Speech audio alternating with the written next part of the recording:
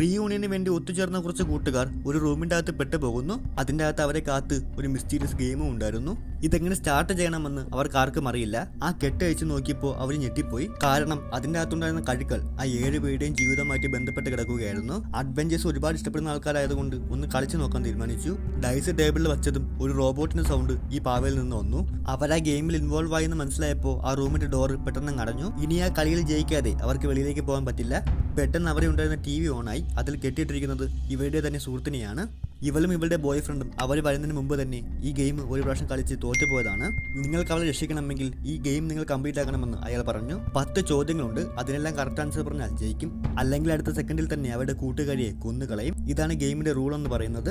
അങ്ങനെ അടുത്ത 7 ചോദ്യങ്ങൾക്ക് അവർ കറക്റ്റായ ഉത്തരം കൊടുത്തു. പക്ഷെ 8ാമത്തത് ബുദ്ധിജീവികൾക്ക് പോലും ആൻസർ പറയാൻ പറ്റാത്ത ഒരു ക്വസ്റ്റ്യൻ ആയിരുന്നു.